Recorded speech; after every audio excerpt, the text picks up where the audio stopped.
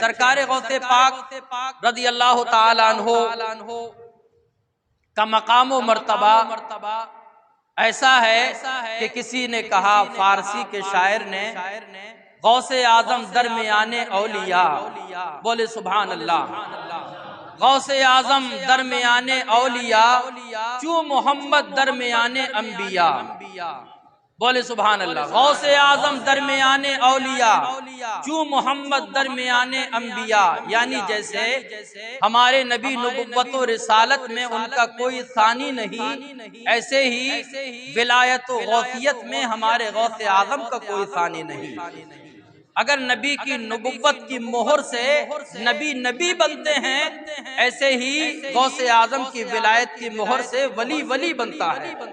हमारे नबी गौसुल रसूलुस सकलैन हैं, तो गौसे आजम वलीउस सकलैन हैं। हमारे नबी रसूलुल इंसे वल जिन्न हैं, ऐसे ही हमारे गौसे आजम गौसुल इंसे वल जिन्न हैं। बल्कि इमाम अहले सुन्नत आला हजरत ने तो इतना बड़ा मर्तबा उनका बयान कर दिया कि नबी की नात लिखते हैं तो फिर मक्ते में गौस का वसीला पेश करते हैं और कहते हैं, या रसूल अल्लाह तेरी सरकार में लाता है रजा उसको शफी, यानी या रसूल अल्लाह मैं आपकी बारगाह में ऐसे को शफी बनाता हूँ क़यामत के दिन, ऐसे को सिफारिशी बनाता हूँ अपनी बख्शिश और नजात के लिए। या रसूल अल्लाह वो आपका भी महबूब है, अल्लाह का भी महबूब है, अगर मैं उसको सिफारिशी और शफी क़यामत के दिन बनाऊंगा तो सिफारिश और शफात रद्द नहीं की जाएगी। कहते कौन है वो जिसको वसीला बनाया है आला हजरत ने? या रसूल अल्लाह तेरी सरकार में लाता है रजा उसको शफी, जो मेरा गौस है और लाडला बेटा तेरा, जो मेरा गौस है और लाडला बेटा तेरा। बहुत लिखा है, कहते हैं सारे अफ़साबे जहां करते हैं काबे का तवाफ। गौसे पाक के नाम पे नहीं बोलेंगे, क्योंकि गौसे पाक की हम तो खाली जो है बिरयानी खाने पे हैं। क्यों भाई? खाली न्याज खाने पे हैं, लेकिन गौसे पाक की जो जरूरी बातें हैं वो एक सुन्नी भी याद करने को तैयार नहीं। अभी मैं आपको एक बात कहूंगा, लेकिन वो बात जो गौसे आजम के शान और मर्तबे के ताल्लुक से इमाम ने कितनी अच्छी बात कही, और इससे आपको अंदाजा हो जाएगा कि बरेली के ये इमाम जैसे आशिक़े रसूल है, ऐसे ही बरेली के इमाम ये आशिक़े गौसे आजम भी है। जैसे ये आशिक़े मदीना है, ऐसे ही ये आशिक़े बगदाद भी है। मदीने की कितनी ताज़ीम उन्होंने की, उन्होंने कह दिया हरम की जमीन और कदम रख के चलना, अरे सर का मौका है हो जाने वालों। उन्होंने अपनी जिंदगी में बगदाद को पहचान लिया, महसूस कर लिया किधर है, तो उन्होंने अपनी जिंदगी में कभी बगदाद की तरफ पांव तक नहीं फैलाया। वो कहते हैं सरकार बगदाद के ताल्लुक से सारे अक़साबे जहां करते हैं काबे का तवाफ, काबा करता है तवाफे दरे बाला तेरा। और कहते हैं मैं तो गौसे पाक का गुलाम हूँ, और जो इस दर के गुलाम होते हैं, कहते इस निशानी के जो सग हैं नहीं मारे जाते, इस निशानी के जो सग हैं नहीं मारे जाते, मेरे गले में रहे दूर का पट्टा तेरा। तो उनकी शान तो बड़ी बुलंदो वाला है। मौलाना जमील रहमान कादरी फरमाते हैं, निदा देगा मुनादी हश्र में यूं कादरियों को, कहाँ है कादरी कर ले नजारा गौसे आजम का। और कहते हैं कि गौसे पाक रज़ी अल्लाह ताला अन्हु के मकाम व मर्तबे के ताल्लुक से फरिश्तों पूछते क्यों हो मुझे जन्नत में जाने दो, फरिश्तों रोकते क्यों हो मुझे जन्नत में जाने दो। ये देखो हाथ में दामन है किसका? गौसे आजम का। ये देखो हाथ में दामन है किसका? गौसे आजम का। तो उनकी शान तो वाकई बहुत बुलंदो वाला है, उनका मकाम तो अल्लाह ने बुलंद कर दिया। हम और आप ये नियाज और ये सब उनके मकाम और मर्तबे को बढ़ाने के लिए नहीं करते, बल्कि हम अपने आप को गौसे आजम के गुलामों में अपनी निस्बत लिखवाने के लिए गौसे पाक के नाम ये सब नजर नियाज करते हैं। लेकिन मैं ये कहना चाहता हूँ हम शुरू से लेकर अब तक मैं ये बात बार बार कहता हूँ कि जो गौसे पाक की असली तालीमात हैं उनको भी हमें याद रखना है। अभी मैं थोड़ी देर पहले सीरत गौसे आजम एक किताब पढ़ रहा था और ये बात मैं इसलिए कह रहा हूँ, अभी मैंने 3-4 दिन पहले भी कहा था कि इशा की नमाज में इतनी बड़ी बस्ती में, जिस बस्ती में एक वक्त में लगभग 200-250 लोग बच्चे बालिग को लगा के और शादीशुदा अफराद को लगा के जिस बस्ती में रहते हो, उस बस्ती में सिर्फ एक सफ भी जो है मुकम्मल न होने पाए, ये बड़े अफसोस की बात है। शेख चिल्ली हो, कव्वाली हो, समझे नहीं, ये मेले ठेले हो, बाजार हो, हुजूम हो, तमाशे हो, यहाँ पर हम लोग इतने इकट्ठे हो जाते हैं जो चीजें जरूरी नहीं, लेकिन अल्लाह के घर में, अल्लाह के घर से आने वाली आवाज अल्लाह अकबर और हय्या अलस सलाह की आवाज पे एक भी आने को तैयार नहीं। आंखें खोलो, आंखें, तुम जितनी भी दरगाहों पे आज तुम सुन्नी जाते हो, कौन सी दरगाह ऐसी है कि जहां पर आपको मस्जिद न दिखती हो? कौन सी खानका ऐसी है कि जहां पर आपको मस्जिद न दिखती हो? जिस वली के मजार पे आप जाएंगे, आप जहां का भी जो है अंदाजा और जायजा लें, हर खानका आस्थाने के बराबर में आपको मस्जिद जरूर मिलेगी। ये खानकाहों आस्थानों के बराबर में मस्जिदों का होना, ये भी हमें ये सबक सिखाता है। खाली मजार की हाजिरी से काम नहीं चलेगा, मजार पे भी आ जा, लेकिन अल्लाह वाले की निस्बत से कम खुदा की बारगाह में अपनी पेशानी झुकाने के लिए आ जा। भूल गया सुन्नी बड़े घाटे में है। एक बात याद रखो, बेटा चलता है अपने बाप के नक्शे कदम पे, शागिर्द चलता है अपने उस्ताद के नक्शे कदम पे, मुक्तदी अपने इमाम के नक्शे कदम पे चलता है, मुरीद अपने पीर के नक्शे कदम पे चलता है। मैं आपको इसलिए प्योर दीन, प्योर असली और अच्छी बात मैं आपको बता रहा हूँ, क्योंकि आप जैसा मुझे कहते हुए सुनेंगे वैसा आप अमल करेंगे ना। जैसे आप अपने उस्ताद को देखते हैं वैसा करते हैं ना, आप अपने बाप के तरीके को आप अपनाते हैं, आप अपने पीर को देखते हैं वैसे ही तर्ज को आप अपनाने की कोशिश करते हैं। मैं आपसे कहना चाहता हूँ, गौसे आजम की सीरत में लिखा है कि उन्होंने 40 साल तक इशा के वजू से फजर की नमाज अदा की थी। यानी वो इतनी देर भी गाफिल नहीं रहते थे इशा के बाद फजर के वक्त शुरू होने तक तो उनका वजू टूट जाए। सुन्नी बिरयानी को तो याद रखता है, बोटी को बहुत याद रखता है, कहाँ न्याज हो रही है, एक दिन नागा नहीं होगा, लेकिन नमाज की कोई खबर नहीं। नमाज में हर दिन नागा, नमाज में हर वक्त में नागा है, लेकिन न्याज में अगर दावत हो तो शायद किसी का नागा न होता हो, किसी की गैर हाजिरी न होती होगी। आप ये मत कहना कि मौलाना क्या बात कर रहे हैं। मैंने 12 साल 14 साल जिन उस्तादों के सामने ज़ानुए अदब किया वो भी सब सुन्नी थे। मेरे बाप सुन्नी, मेरे दादा सुन्नी, अल्हम्दुलिल्लाह मैं भी सुन्नी हूँ और अहले सुन्नत की बड़ी अजीम दरसगाह में मैं पढ़ाता हूँ।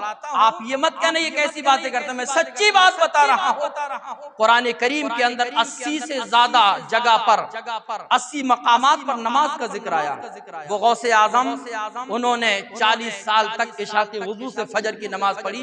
बिरयानी याद रही लेकिन नमाज को भूल गए गौसे आजम जिसकी पाबंदी की उन्होंने, कुरान को भूल गए। उन्होंने 15 साल तक मुतवातिर इशा के बाद फजर तक उन्होंने 15 साल तक एक कुरान खत्म किया था। वो गौसे आजम जिन्होंने 25 साल तक जंगलों में ऐसे इबादत की कि किसी इंसान की उन्होंने सूरत भी नहीं देखी थी। हमें ये सब बातें भूल गए, एक बात याद ना रही। करामत मुझे सबको याद है कि गौसे आजम ने 12 साल की डूबी हुई कश्ती को तैरा दिया। हजरत अल्लामा इमाम अबू जौज़जानी ने रिसाले कुशैरिया में लिखा है कि अल इस्तिकामत फौकल करामा, करामत से बड़ा दर्जा तो इस्तिकामत का होता है। इस्तिकामत किसे कहते हैं? अल्लामा सईद शरीफ दुरजानी अलैहिर्रहमान ने इस्तिकामत की डेफिनेशन और तारीफ की है, गुनाह से बचकर नेकियों पर और अच्छे अमल पर कोशिश करते रहना और अच्छे अमल पर जम जाना, इसको कहा जाता है इस्तिकामत।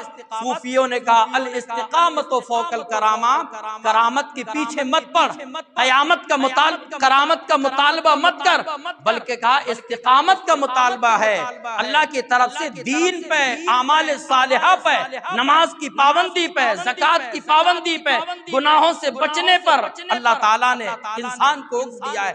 इसी को इस्तिकामत कहा जाता है। इस्तिकामत का मतलब अपने काम में पूरे तौर पर कोशिश करना, पूरी दिल जमी से लग जाना। आप अपने दुनिया के काम करें, अगर दिल से न करेंगे काम बिगड़ जाएगा। अगर आप अपने काम में मेहनत न करेंगे काम आपका नहीं हो पाएगा। अगर आप अपने काम में पूरी दिल जमी के साथ, पूरी ताकत और कोशिश के साथ अगर काम नहीं करेंगे, आपको अमल के मैदान में, अपने कारोबारी मामलात में आपको जो है कामयाबी नहीं मिल सकती। जो दीन के मामले में सख्ती से नहीं जमता है, सख्ती से अमल नहीं करता है, दीनी मामलात को पीछे छोड़ देता है, याद रखो वो दुनिया में, जिंदगी में कभी भी कामयाब नहीं हो सकता। एक बात गौसे पाक की जिंदगी की और याद रख लो और उसे अपनी जिंदगी में अपनाने की कोशिश करो। क्योंकि आज हर जगह दूसरों को बेइज्जत करने के लिए झूठ, दूसरों की बदनामी करने के लिए झूठ, कि फला तुझे ऐसा कह रहा था, लड़ाने के लिए झूठ, दूसरों में ना इत्तेफाकी कराने के लिए झूठ, बाजार में झूठ, दुकानों में झूठ, घर में झूठ, बच्चों को झूठा बनाना। याद रखो सहाबा की नस्लें भी अच्छी थी, सहाबा की असलें भी अच्छी थी। जब ये काम करोगे ना, गौसे आजम की जिंदगी वाले मामूलात अपनाओगे।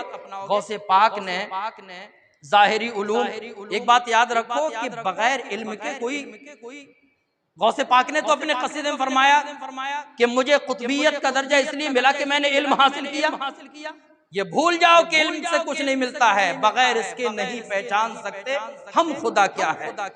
गौसे पाक गए थे इल्म हासिल करने के लिए, 40 दीनार आपकी माँ ने आपके बगल में गुदड़ी में सिल दिए थे। 60 डाकू आए और डाकुओं का सरदार अहमद बदवी, वो भी जो है आया, सबने सबको लूट लिया।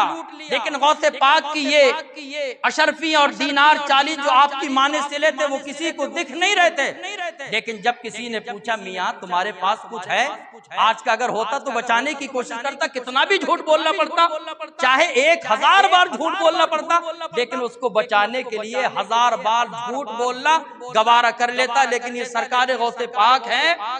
कहा मियाँ तुम्हारे पास कुछ है? कहा हाँ मेरी बगल में जो है 40 अशरफियां मेरी माँ ने सिली थी, वही मेरे पास है। कहा मियाँ सब तो जो है छुपा रहे हैं लेकिन तुम नहीं छुपाते। कहा मेरी माँ ने वादा और नसीहत ये की थी कि बेटा कैसा भी वक्त आ जाए लेकिन कभी भी जिंदगी के किसी मोड़ पर झूठ मत बोलना।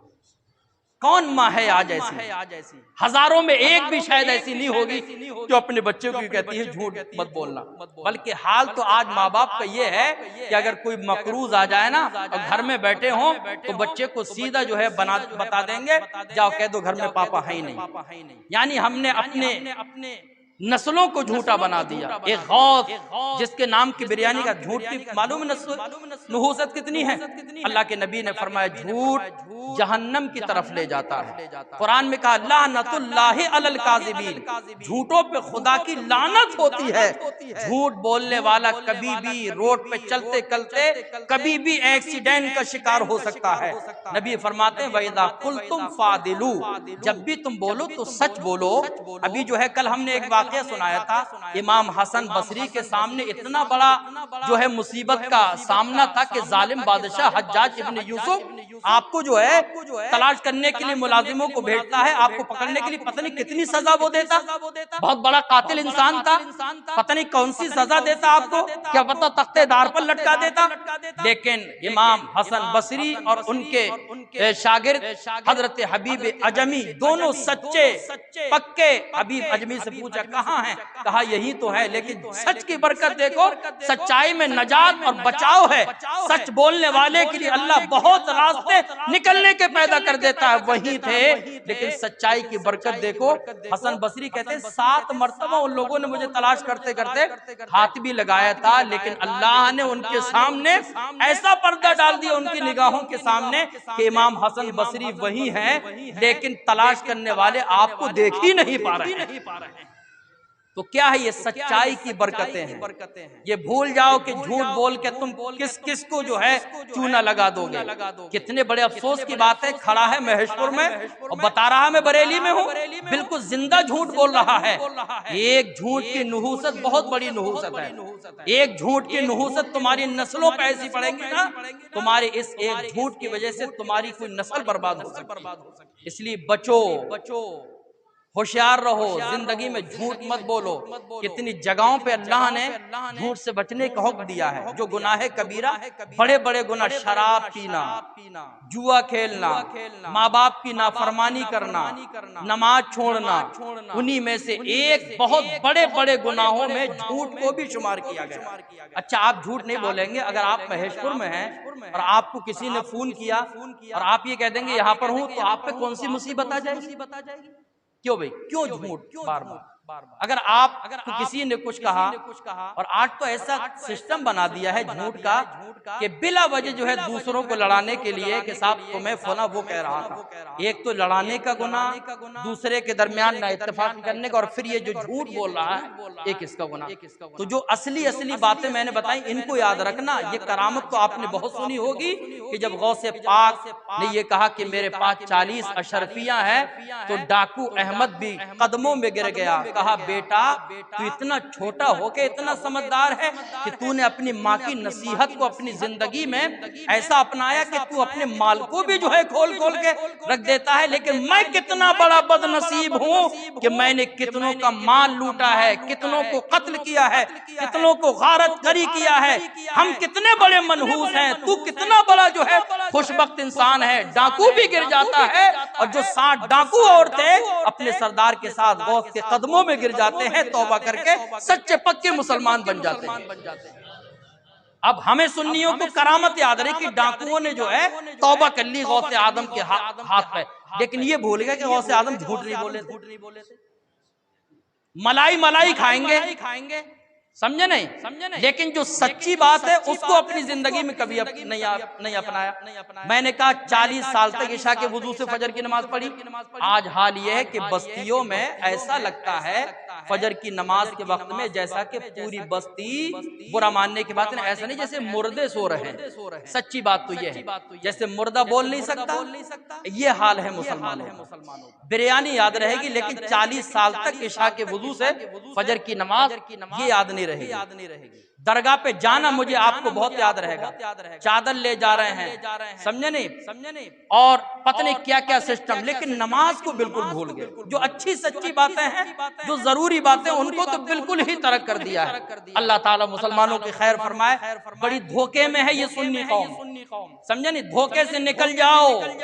ये मैंने आपको धोखे से निकालने के लिए आपको समझाने की कोशिश की है। मैं धोखे में आपको नहीं डालना चाहता। जो ये कहे कि नमाज कोई चीज नहीं, वो बहुत बड़ा गद्दार है, आपके साथ गद्दारी कर रहा है। सच्ची बात यह है कि ईमान अल्लाह और उसके रसूल को मानने के बाद सबसे पहली चीज नमाज है, उसके बाद सारी चीजें हैं। ये समझ लेना। आप किसी मेरे अलावा दुनिया के किसी कोने पे आप पूछ लेना, ये मैंने आपको सच्ची बात बताई। कितने लोग अमल करने के लिए तैयार हैं गौसे आदम के इस मिशन पे? कोई नहीं अमल करने को तैयार। मैं देखता हूं कि एक गौसे आदम के मिशन को तुम कितना आगे बढ़ाते हो। ये मुझे देखना है कि कौन गौसे आदम का सच्चा गुलाम है, खाली खाने के लिए पैदा हुआ है, पूरी 11वीं खाएगा, या गौसे आदम जिन कामों से मोहब्बत करते थे वो काम करेंगे आप। अल्लाह ताला मुझे आपको अमल की तौफीक अता फरमाए। अस्सलाम वालेकुम।